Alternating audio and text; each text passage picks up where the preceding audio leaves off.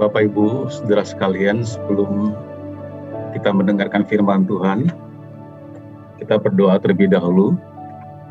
Pertama kita berdoa untuk persembahan yang Bapak Ibu, saudara mungkin baru lakukan, dan juga kita berdoa untuk pemberitaan firman Tuhan.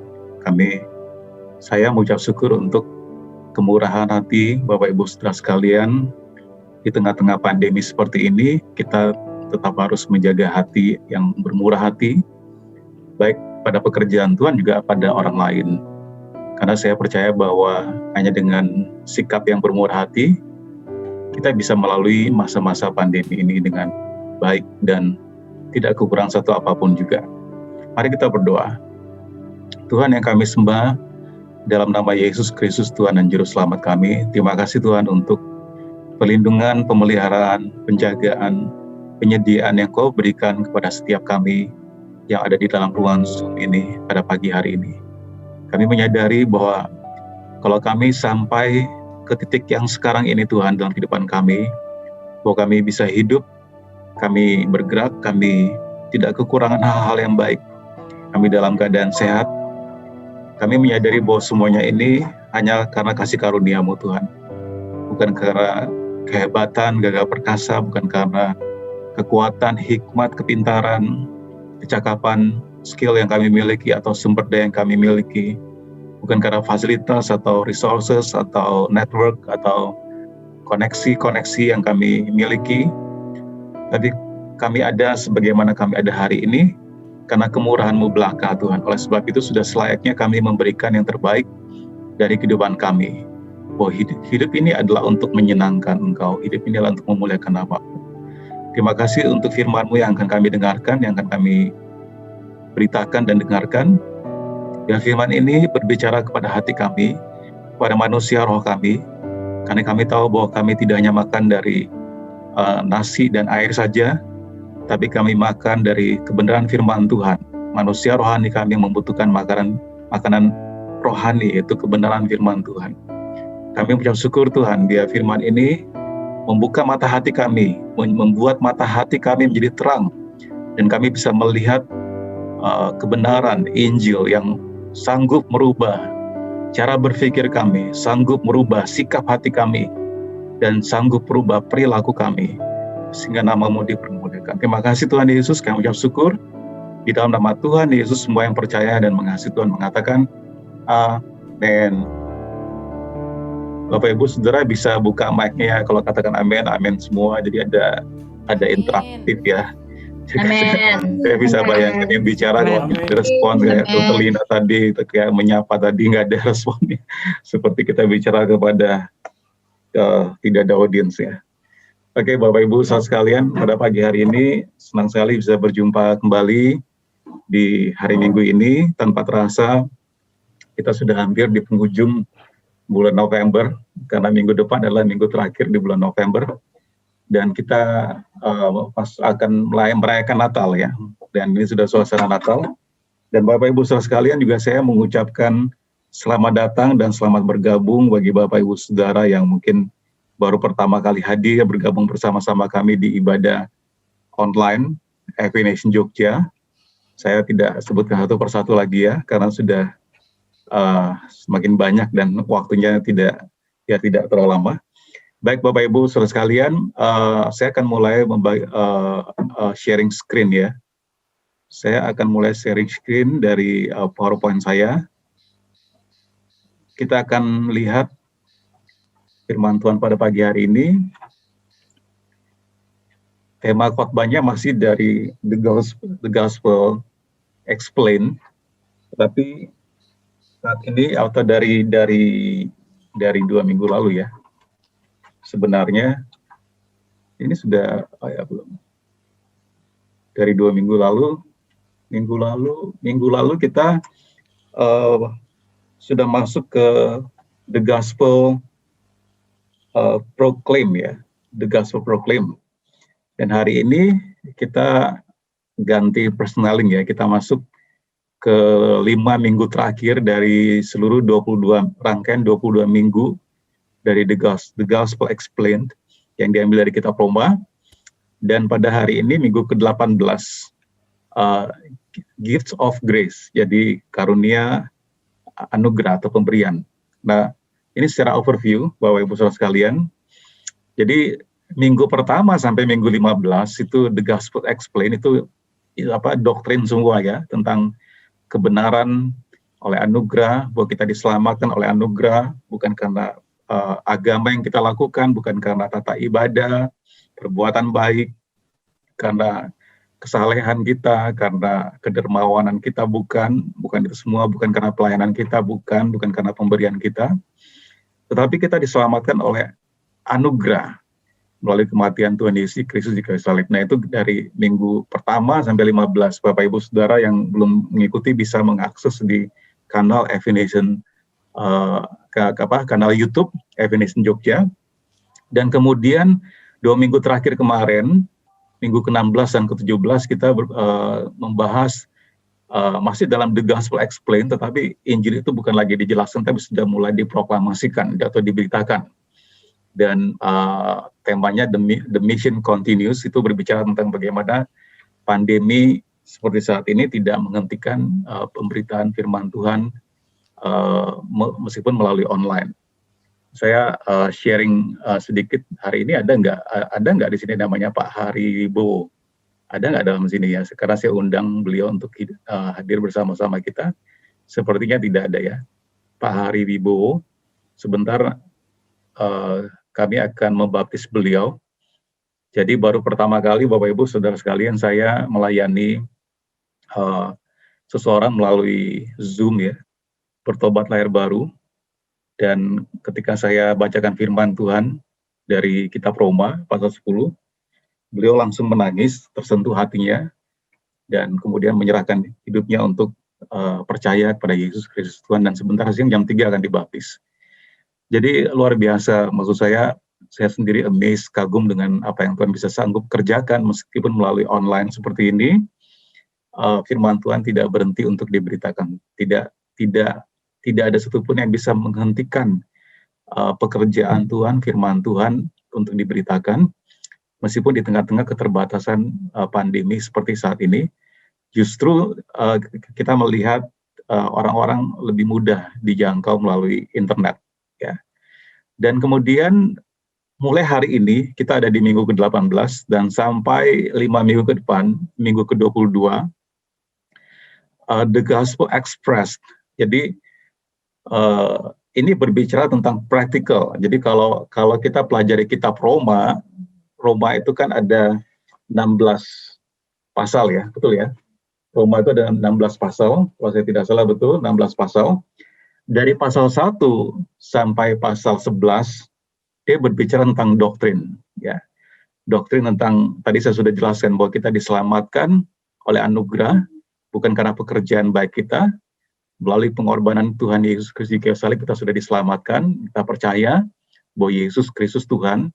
Kita percaya bahwa Dia disalibkan, mati, dibangkitkan, kemudian naik ke surga, dan nanti satu hari akan datang kedua kali untuk menghakimi setiap orang yang hidup dan mati. Ketika Bapak Ibu Saudara percaya dan kita menjadikan Dia Tuhan, maka kita diselamatkan.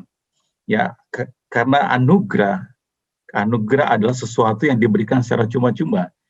Bapak Ibu Saudara dan saya, kita tidak layak untuk diselamatkan karena kita berdosa, tapi melalui kematian Tuhan, Dia memberikan keselamatan kepada kita. Waktu kita percaya kepada Dia, kita menerima anugerah. Nah, anugerah inilah yang menyelamatkan kita, bukan agama, ya.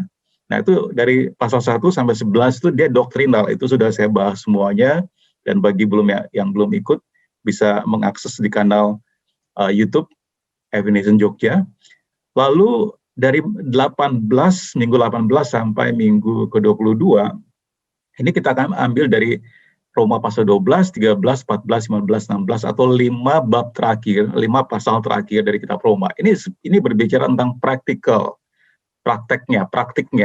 Ya, jadi kalau dari pasal 1 sampai pasal 11 itu berbicara doktrinal, maka 12, 13, 14, 15, sampai 16 ini berbicara prakteknya, bagaimana Injil yang dijelaskan dan Injil yang diproklamasikan, sekarang Injil itu harus kita praktekkan dalam kehidupan kita. Ya, nah mari kita lihat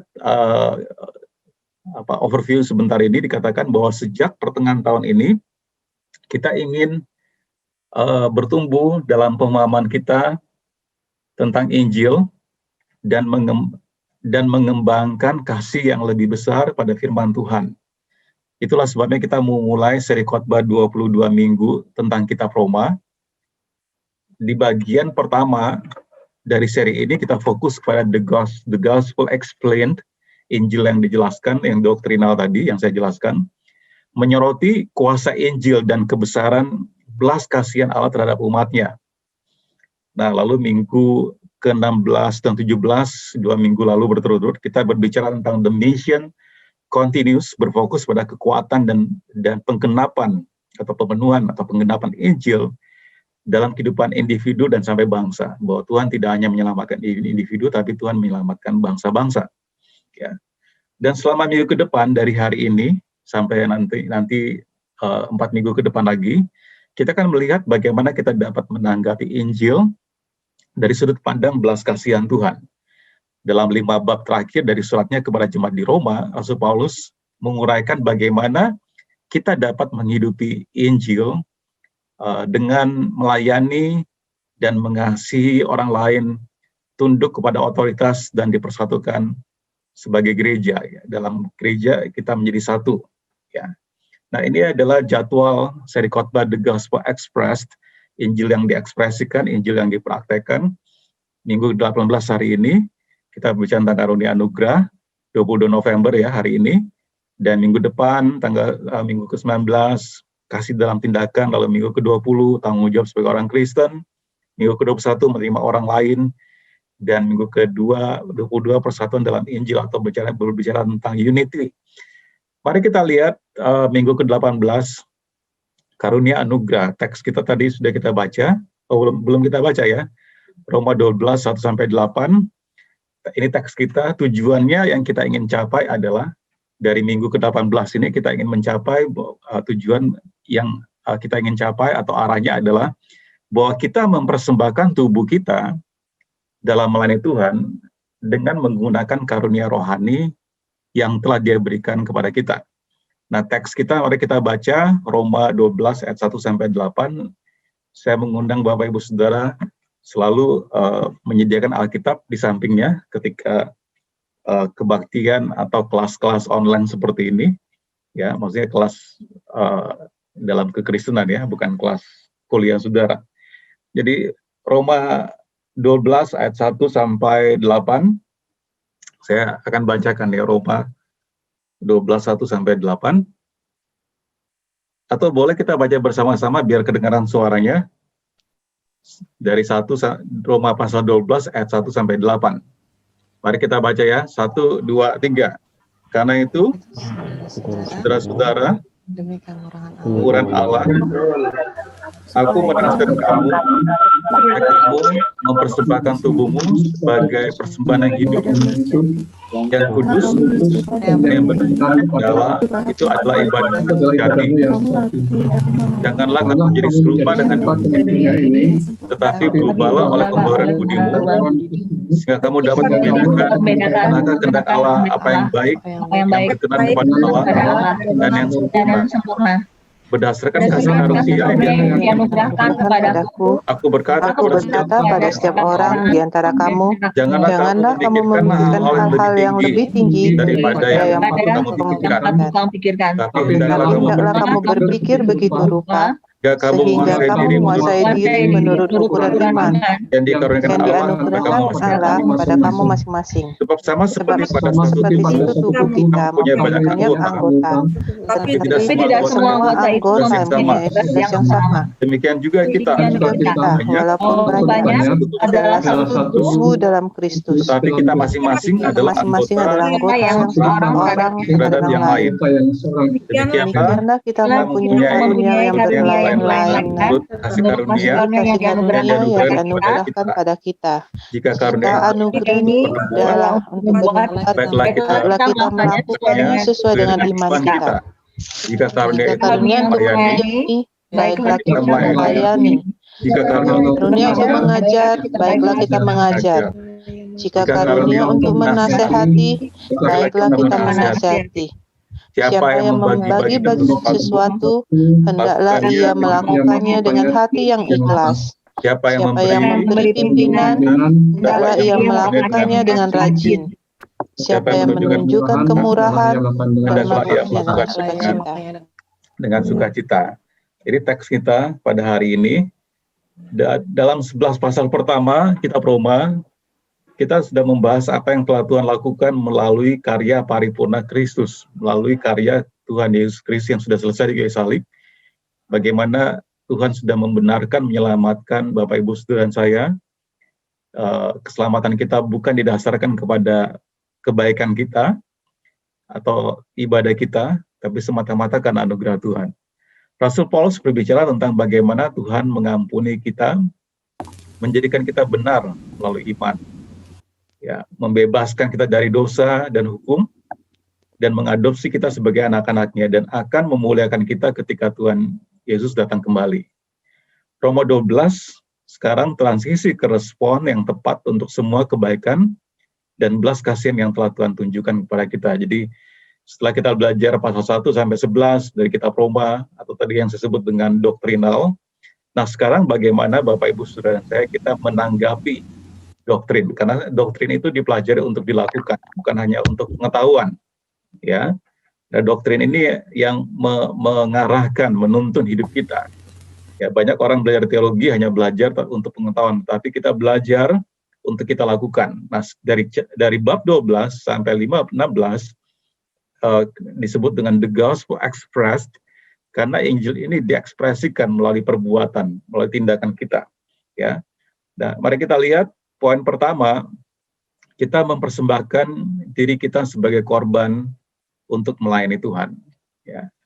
Karena itu, saudara-saudara, ayat 1 tadi, saya ulangi lagi, demi kemurahan Allah, aku menasihatkan kamu, supaya kamu mempersembahkan tubuhmu sebagai persembahan yang hidup, yang kudus, dan yang berkenan kepada Allah. Itu adalah ibadahmu yang sejati. Di sini dalam teks bahasa Inggrisnya, Rasul Paulus menggunakan kata I appeal. I appeal itu saya mohon, ya. Saya memohon dengan sangat, saya meminta. Jadi ini kayak Rasul Paulus begging, ya, dia memohon, meminta kepada jemaat di Roma, ya.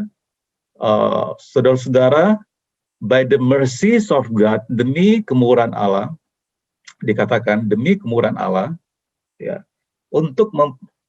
demi kemurahan Allah, aku menasihati kamu, ya, untuk supaya kamu mempersembahkan tubuhmu sebagai persembahan yang hidup, yang kudus, dan yang berkenan kepada Allah. Itu adalah ibadahmu yang sejati. Bapak Ibu saudara sekalian, kekristenan berbicara tentang kekudusan atau holiness. Berbeda sekali dengan agama-agama yang lain. Apalagi agama-agama kepercayaan atau sekte atau aliran-aliran sesat yang seringkali mengeksploitasi secara seksual, secara tubuh. Ya. Tapi dalam kekristenan, firman Tuhan mengajarkan bahwa ibadah kita yang sejati adalah mempersembahkan tubuh kita, hidup kita, ya, sebagai persembahan yang hidup. Artinya kita punya free will, kita punya pilihan bebas, mau atau tidak mau. Ya. Kita punya opsi. Ya, kita mempersembahkan persembahan yang hidup, bukan yang sudah mati yang kita persembahkan. Orang mati tidak bisa memilih, orang mati tidak punya keinginan, kemauan lagi. Tetapi selagi kita hidup, kita memilih untuk mempersembahkan hidup kita, tubuh kita sebagai persembahan yang hidup. Kemudian yang kudus berarti tidak sama dengan orang dunia, ya. Dan yang berkenan kepada Allah. Yang kudus berarti pikiran Bapak Ibu Saudara saya, kita semua, kita harus menjaga pikiran yang murni. Ya, bukan pikiran yang kotor, bukan pikiran yang negatif, bukan pikiran yang tidak membangun. Ya. Persembahan tubuhmu yang kudus dan yang berkenan kepada Allah. Itu adalah ibadah kita yang sejati. Di dalam teks Inggrisnya dikatakan which is your spiritual worship. Dikatakan itu adalah ibadahmu yang rohani. Jadi kalau ini Indonesia menggunakan ibadahmu yang sejati.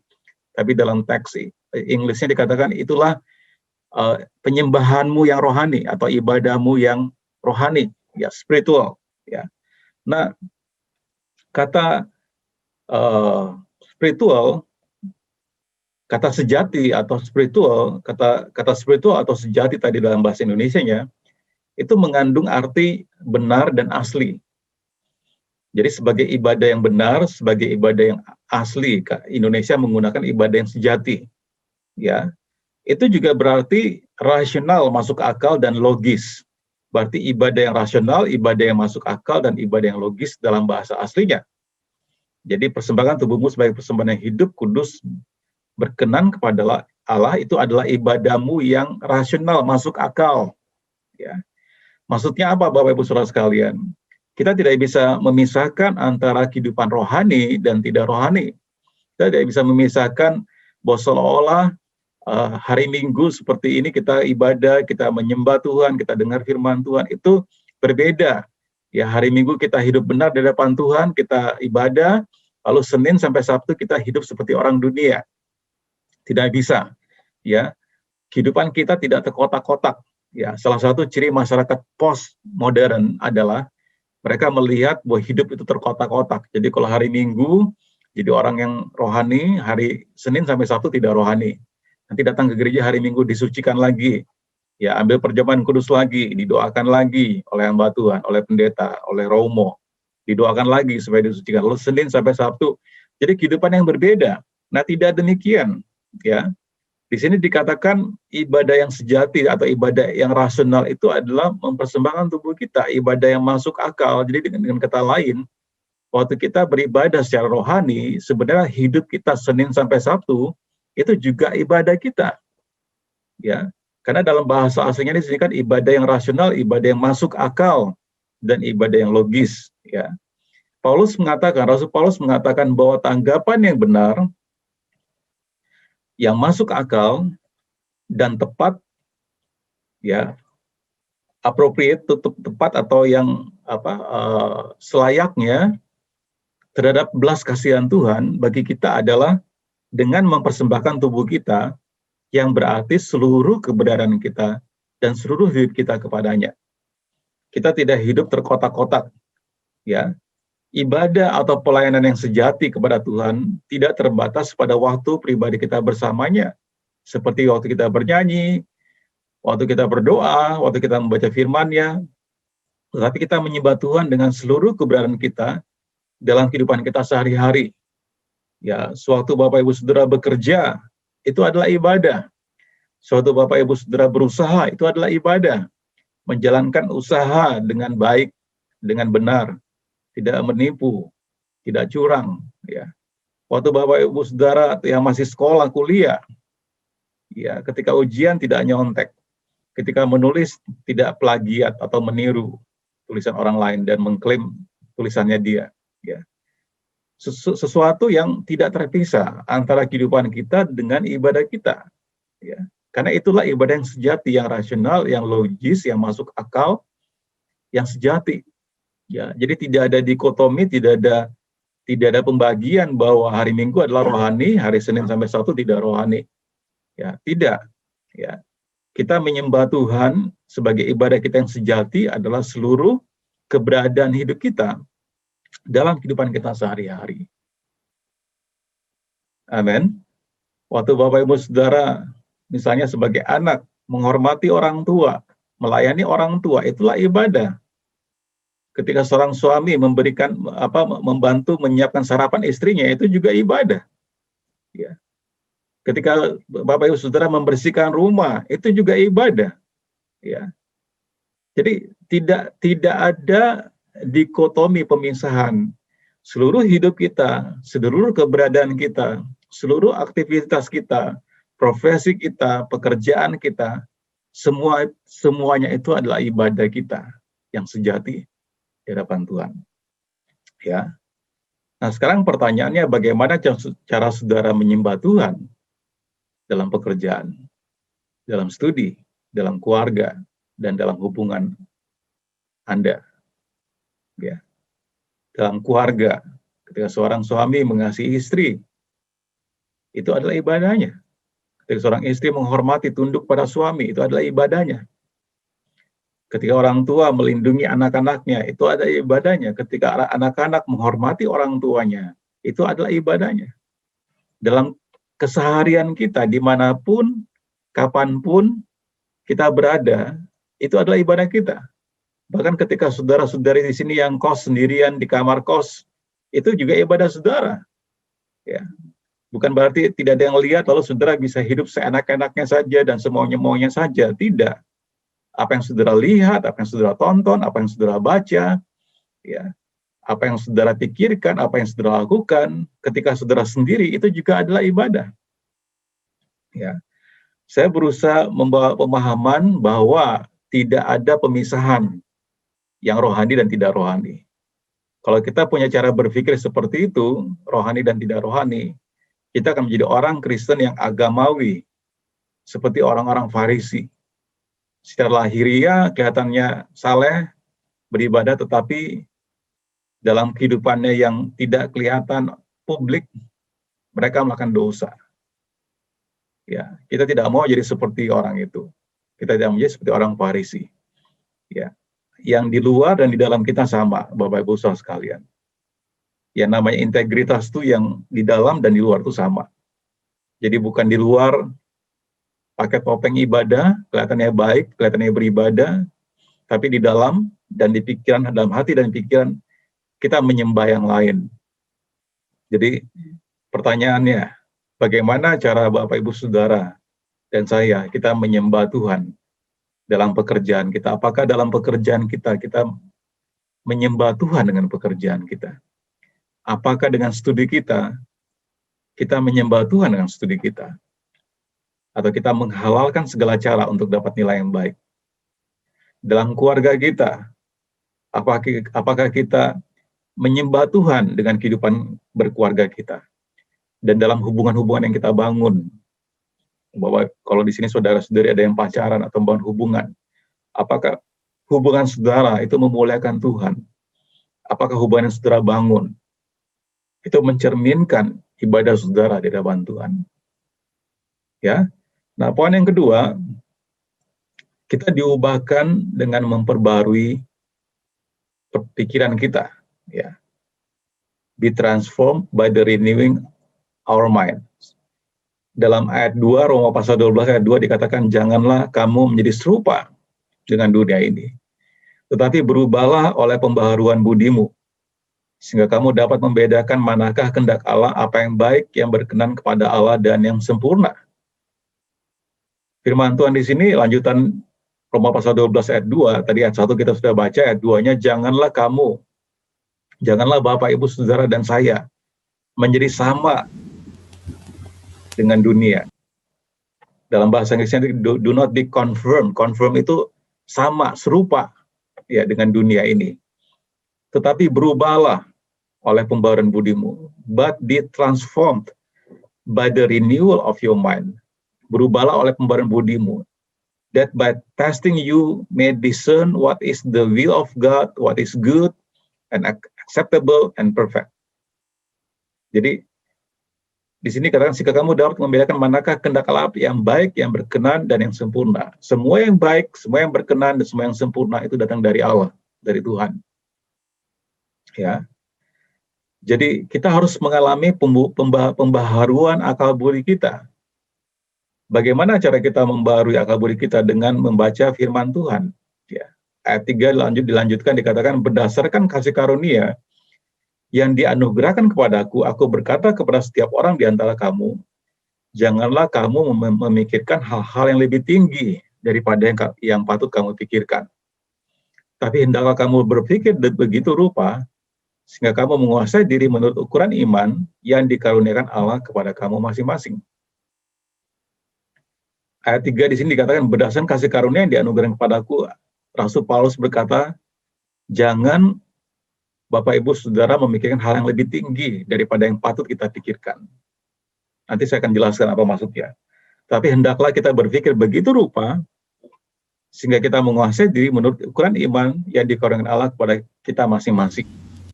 Rasul Paulus berbicara tentang bagaimana kita dapat mempersembahkan diri kita kepada Tuhan sebagai ibadah yang sejati.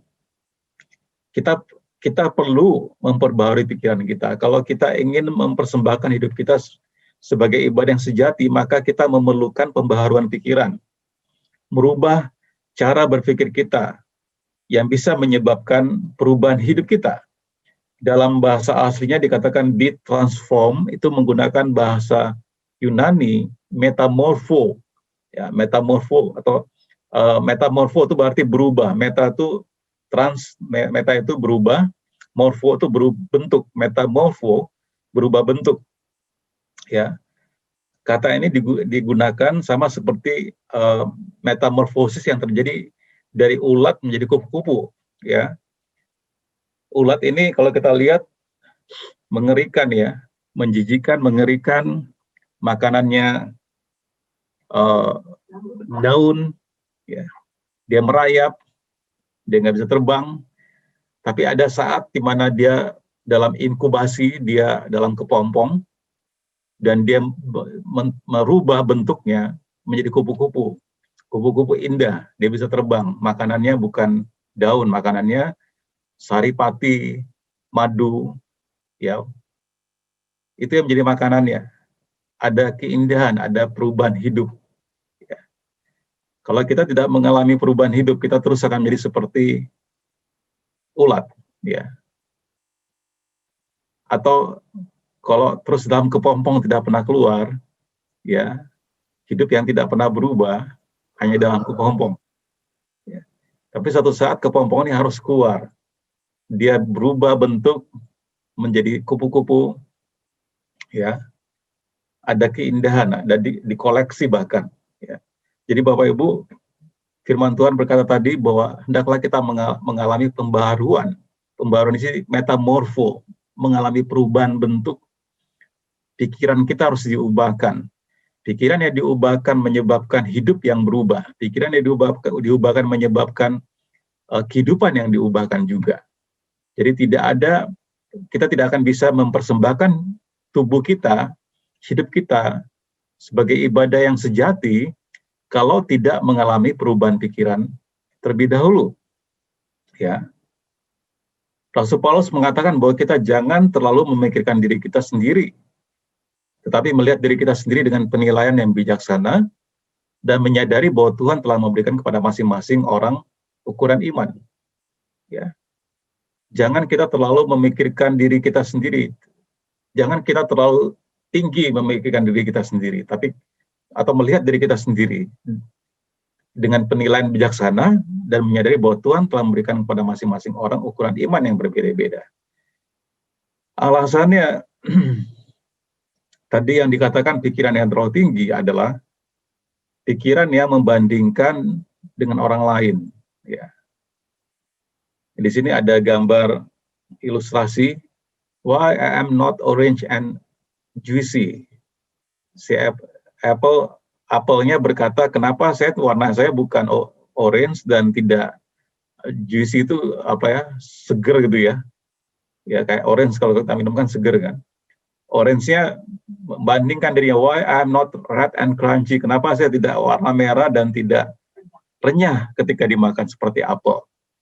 Nah, ini yang Rasul Paulus maksudkan, pikirannya terlalu tinggi, artinya pikirannya membandingkan dirinya dengan orang lain. Ya, alasan kenapa orang tidak berbahagia dalam hidup ini, karena mereka membandingkan diri mereka dengan orang lain. Happiness is found when you stop comparing yourself to other people. Ini saya cari di Google tentang comparing, ya, tentang happiness. Kebahagiaan itu ditemukan ketika Bapak, Ibu, Saudara, dan saya stop untuk membandingkan dirimu dengan orang lain. Jangan bandingkan apa yang Bapak, Ibu punya dan yang tidak punya dengan orang lain. Oh, dia punya ini, saya nggak punya yang itu. Itu. Membandingkan kehidupan kita dengan orang lain.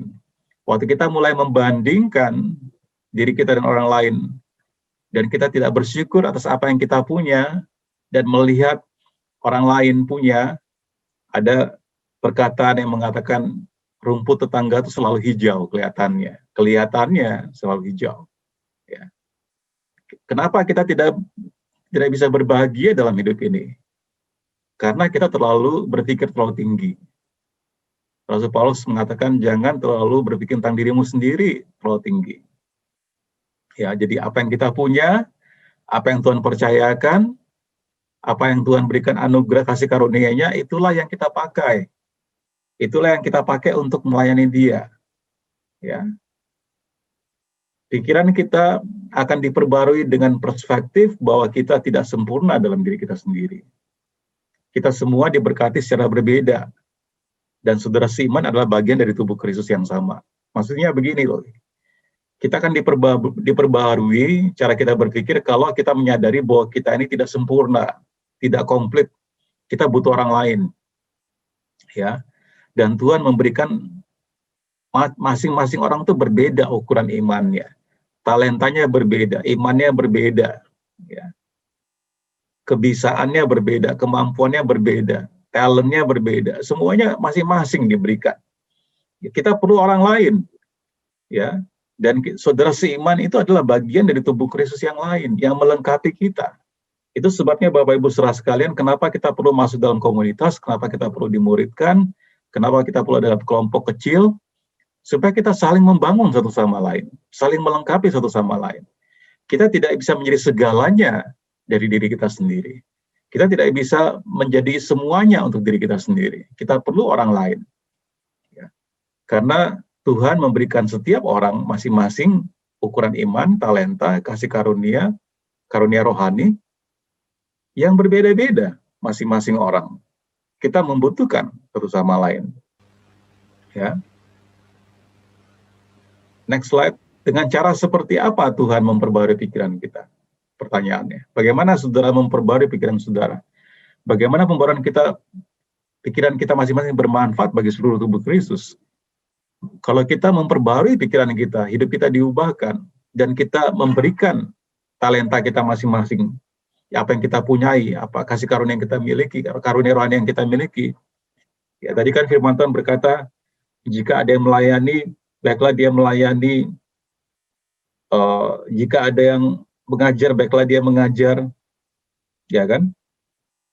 Jika karunia untuk menasihati, baiklah menasihati. Siapa yang membagi-bagikan sesuatu, hendaklah melakukannya dengan hati yang ikhlas, dan seterusnya. Masing-masing kita mengkontribusi sesuatu dalam tubuh Kristus. Ya. Nah, sekarang pertanyaannya, bagaimana Bapak Ibu Saudara memperbaharui pikirannya? Dengan firman Tuhan.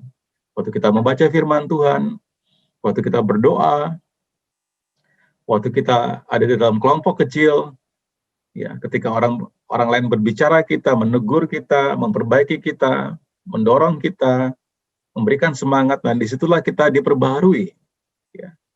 Melalui firman Tuhan, melalui hadirat Tuhan, melalui kebersamaan dalam satu komunitas, kita diperbaharui. Yang terakhir, poin yang ketiga, memakai karunia rohani yang diberikan Tuhan untuk melayani orang lain. Ya.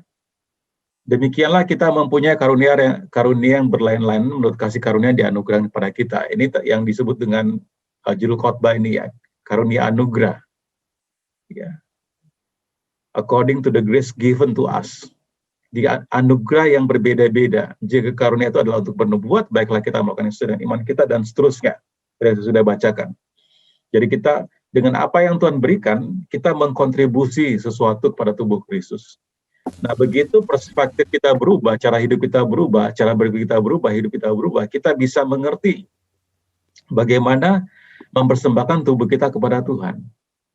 Ya, bahwa orang-orang di gereja, Bapak Ibu Saudara dan saya, kita tidak independen satu sama lain. Kita memerlukan satu sama lain. Ya.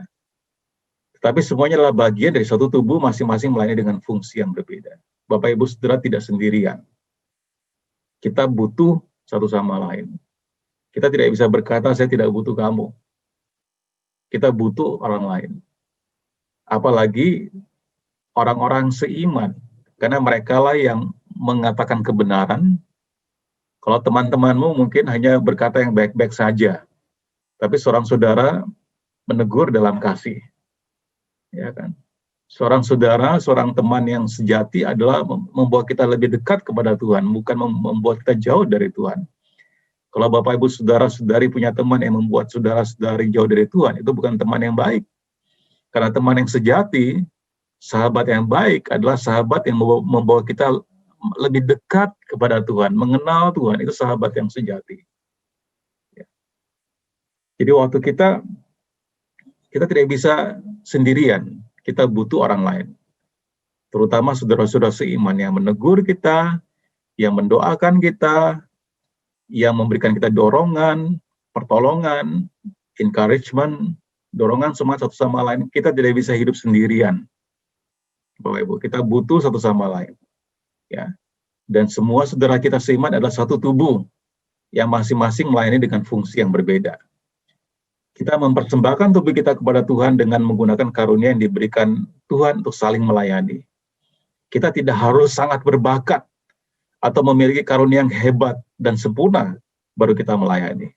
Kita harus melayani dengan ukuran berkat dan iman yang Tuhan telah berikan kepada kita masing-masing secara berbeda-beda. Pertanyaannya sekarang, bagaimana saudara telah menggunakan karunia yang Tuhan berikan untuk melayani gereja? Dengan bahasa yang sederhana, apa yang saudara berikan untuk gereja? Ya. Apa yang saudara kontribusikan untuk gereja Tuhan? Apa yang saudara kontribusikan untuk kemajuan tubuh Kristus, pekerjaan Tuhan? Saudara bisa bertanya kepada diri saudara sendiri. Dengan apa yang Tuhan berikan kepada kita, talenta kita, karunia rohani kita, kecakapan, skill, ya, gift, ya, atau apapun yang Tuhan sudah percayakan, segala sumber daya, resources, ya, yang Tuhan percayakan. Apa yang Bapak, Ibu, Saudara, dan saya, kita sudah lakukan sebagai kontribusi nyata kita untuk melihat pekerjaan Tuhan semakin diperluas dan gereja Tuhan semakin bertumbuh dan berkembang. Tapi saya yakin oleh anugerah Tuhan dan oleh pembaharuan akal budi kita menyadari bahwa hidup ini adalah untuk menyenangkan Tuhan. Hidup ibadah yang sejati adalah mempersembahkan tubuh kita sebagai persembahan yang hidup, yang kudus, dan yang berkenan kepada Allah. Itu ibadah kita yang sejati. Ibadah yang masuk di akal. Maksudnya, masuk di akal tadi saya sudah jelaskan, kehidupan rohani dan tidak rohani tidak dipisahkan, jadi satu. Kehidupan kita sehari-hari di kantor, di pekerjaan, di usaha, di sekolah, di kampus, di kamar kos, di dalam keluarga, dalam pertemanan, dalam relasi, semuanya satu. Itu adalah ibadah kita di hadapan Tuhan. Bukan sesuatu yang terpisah, yang berdiri sendiri-sendiri. Akhirnya, bagaimana aplikasinya? Ibadah yang sejati adalah menyembah Tuhan dengan seluruh keberadaan diri kita dalam kehidupan kita sehari-hari. Hal apa saja yang dapat saudara rubah dalam menyembah Tuhan, sehubungkan dengan cara saudara menjalani hidup setiap hari. Apakah hidup saudara dan saya sudah mencerminkan ibadah yang sejati dalam keseharian kita? Kemudian kita diubah oleh pembaruan pikiran kita. Apa saja pola pikir atau sikap yang Tuhan nyatakan melalui firman yang untuk saudara rubah hari ini. Firman Tuhan seperti cermin yang akan memperlihatkan diri kita, cara berpikir kita, sikap kita. Ya, kalau Bapak Ibu bercermin, dia akan menunjukkan apa yang salah, apa yang untuk diperbaiki. Firman Tuhan seperti cermin yang menunjukkan apa yang kita perlu perbaiki dalam hidupnya, apa yang kita harus rubah, cara berpikir kita, cara berbicara kita, cara kita bersikap dan berperilaku, apa yang harus dirubah. Ya. Kemudian yang terakhir, bagaimana kita semua menggunakan karunia rohani yang diberikan Tuhan untuk melayani gerejanya. Bagaimana kita bisa dapat lebih efektif melayani orang lain di gereja dalam membagikan Injil, dalam melayani masyarakat. Nah, inilah yang saya maksudkan dengan the gospel expressed. Injil bukan lagi dijelaskan, bukan lagi diproklamasikan, diberitakan, tapi Injil kita hidupi, kita ekspresikan dengan tindakan kita sehari-hari. Mari kita berdoa. Tuhan, yang kami sembah dalam nama Yesus Kristus, Tuhan dan Juru Selamat kami. Kami mohon anugerah-Mu dalam kehidupan kami, Tuhan, agar kami menghidupi Injil yang kami dengarkan, Injil yang berkuasa untuk menyelamatkan setiap orang yang percaya, bukan hanya Injil yang untuk diketahui, tapi Injil yang menjadi kenyataan. Rasul Paulus berkata bahwa kami adalah Injil tertulis yang hidup, yang dibaca oleh orang.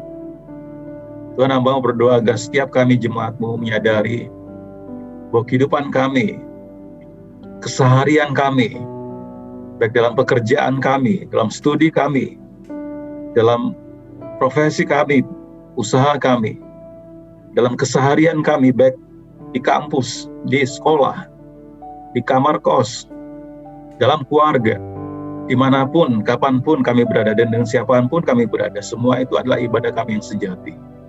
Ibadah kami yang rasional, yang logis, yang masuk akal.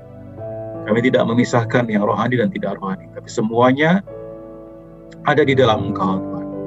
Seluruh hidup kami, keberadaan kami ada di dalam Engkau. Tuhan mau berdoa agar setiap kami bisa mengekspresikan Injil itu kepada dunia yang terhilang ini. Dan orang-orang diberkati, orang-orang dimenangkan, orang-orang dijangkau dan datang kepada Yesus Kristus sebagai Tuhan dan Juru Selamat. Jika ada di antara Bapak Ibu Saudara-saudari yang belum pernah menyerahkan hidup Bapak Ibu Saudara-saudari dalam Tuhan, saudara bisa berdoa dan mengikuti doa saya. Tuhan Yesus, aku menyerahkan hidupku ke dalam tangan-Mu, Tuhan.